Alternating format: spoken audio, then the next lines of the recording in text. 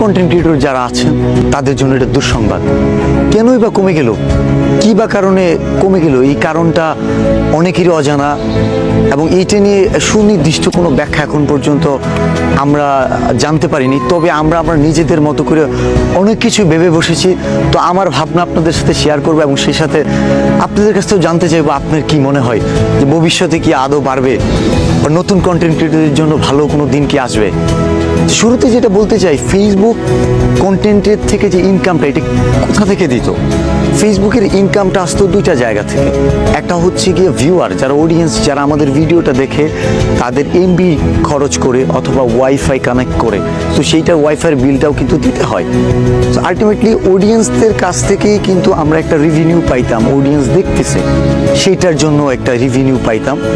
আরেকটা পার্ট হচ্ছে যারা ফেসবুকের মাধ্যমে বিজনেস করে, যে ধরনের কোম্পানি, অ্যাড কোম্পানিগুলো আছে, তারা ফেসবুকে অ্যাড শো করানোর জন্য ফেসবুকের সাথে ডিল করতো, লক্ষ লক্ষ কোটি কোটি ডলার ইনভেস্ট করতো যেন তাদের বিজনেসের মার্কেটিং হয়, তাদের বিজনেসটা আরো গ্রো করে, তারা যেন আরো বেশি প্রোডাক্ট সেল করতে পারে, তাদের প্রোডাক্টের প্রচার প্রসারণ যেন বেশি হয়।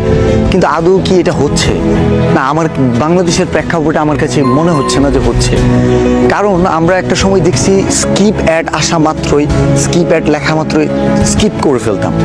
আমাদের ইন্টেনশন থাকে আমরা ভিডিও দেখার জন্য আসলে এই প্ল্যাটফর্মগুলো ইউজ করি। ওই প্ল্যাটফর্মগুলোতে গিয়ে আমরা প্রোডাক্ট কিনবো, এটার জন্য কিন্তু ওই প্ল্যাটফর্মগুলো ইউজ করি না। কিন্তু প্রোডাক্ট যেই কোম্পানিগুলো অ্যাড দিচ্ছে, তাদের ধারণা হচ্ছে অডিয়েন্স ভিডিওর মাধ্যমে তাদের অ্যাডগুলো দেখবে, ওইখানে ওয়ার্ড নাও, শপ নাও লেখা থাকবে, সেখান থেকে কিনবে। কিন্তু আদৌ কিন্তু এটা কেনার পার্সেন্টেজ খুবই কম।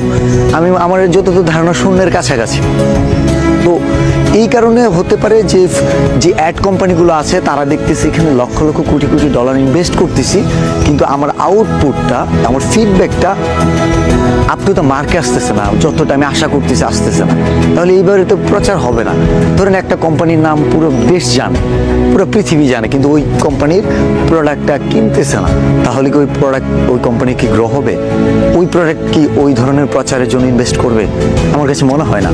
আমার কাছে মনে হয় যে অনেক অনেক অ্যাড কোম্পানি হতে পারে মুখ ফিরিয়ে নিচ্ছে, এবং যেটার কারণে হচ্ছে গিয়ে আমরা ওই পার্সেন্টেজটা যদি সোশ্যাল মিডিয়া প্ল্যাটফর্মগুলো না পায়, তাহলে আমাদের কিভাবে দিবে? বিজনেসের পার্ট হচ্ছে যে কোম্পানি যদি গ্রো না করে, কোম্পানি যদি রিভিনিউ না পায়, তাহলে সাপ্লায়ারদের কিভাবে দিবে? এখন সাপ্লায়ারদের নিয়ে কথা বলি, যারা আমরা কন্টেন্ট মেক করি,